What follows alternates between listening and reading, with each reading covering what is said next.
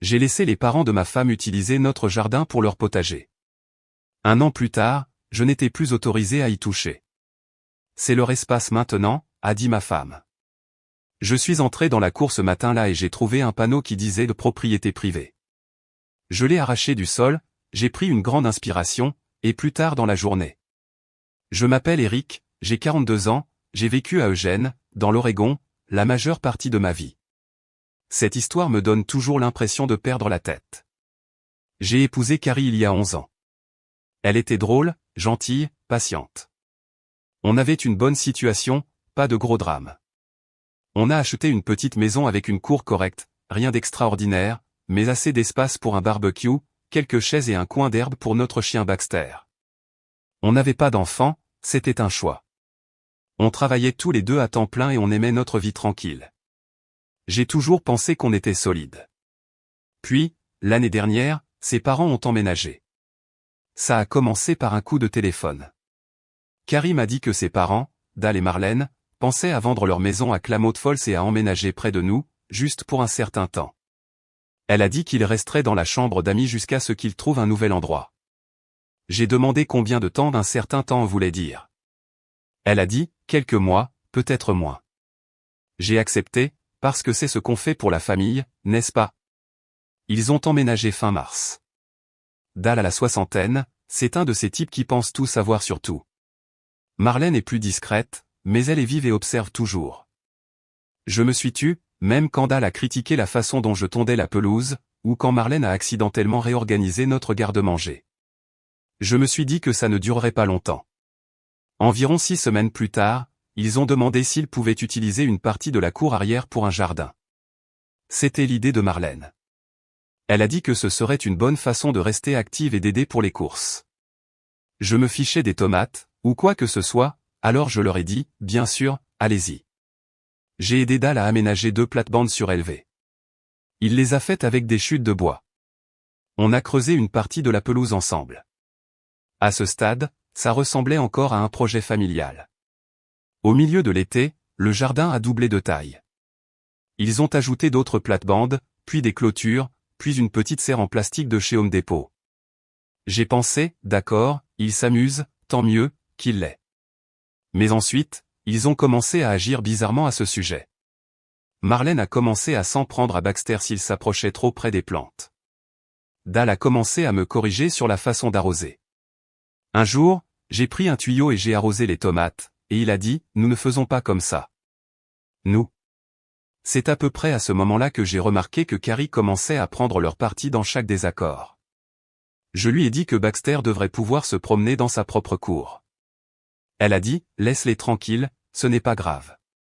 Mais c'était grave, parce que l'espace n'était pas le leur. Cet automne, Dal a acheté un cabanon préfabriqué. Il l'a installé dans le coin arrière et l'a rempli d'outils, de sachets de graines et de toutes ces conneries. Quand je lui ai dit qu'il faudrait le déplacer quand l'hiver viendrait, il a dit, on verra plus tard.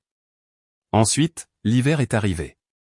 Le jardin s'est calmé, mais le cabanon est resté, de même que les petites lumières solaires qu'ils avaient accrochées à la clôture, de même que les putains de statues de gnomes. Puis, un soir de janvier, je suis rentré à la maison et j'ai vu quelque chose qui m'a vraiment dépassé. Ils ont mis un panneau près du bord du patio, du côté du jardin. Prière de ne pas entrer. J'en ai parlé à Carrie. Elle a soupiré et dit, c'est juste une blague. Mon père est protecteur, c'est tout. J'ai dit, on ne peut pas plaisanter avec le territoire dans notre propre jardin. Elle a juste levé les yeux au ciel. Au printemps, ils ont envahi encore plus de la cour. Dal a construit un banc sous une très faite maison et l'a appelé spot de méditation. Marlène a dit à un ami au téléphone que c'était son sanctuaire. C'était comme si je n'existais pas. Je n'arrêtais pas de penser, ils sont temporaires, ils partiront bientôt. Mais ils ne l'étaient pas. Personne ne cherchait de maison. Personne ne parlait même plus de déménager. Ils se sont juste installés, comme si c'était le leur. Puis il y a eu le panneau. Un matin d'avril, j'ai laissé sortir Baxter. Je me suis tenu sur le porche avec mon café. Le soleil venait à peine de se lever, c'est alors que je l'ai vu. Un tout nouveau poteau en bois, enfoncé profondément dans le sol juste devant le jardin. Suspendu dessus, en grosses lettres noires, propriété privée. Ne pas entrer. J'ai cligné des yeux, je me suis approché, j'ai touché le panneau comme s'il pouvait être faux. Il était réel, solide, vissé avec soin, peint. Je l'ai arraché. Pas doucement. Je l'ai arraché du sol comme s'il s'agissait d'un poignard. Mes mains tremblaient. Plus tard dans la journée, j'ai attendu que Carrie rentre à la maison. Je ne l'ai pas caché. J'ai posé le panneau sur la table de la cuisine. Elle l'a regardé, puis m'a regardé. Tu l'as arraché, a-t-elle dit, comme si j'étais celui qui dépassait les bornes. C'est quoi ce bordel, ai-je demandé. Propriété privée dans notre jardin. Elle s'est frotté le front. Eric, allez, c'est juste une façon pour mon père de se sentir comme s'il avait une place, tu sais comment il est.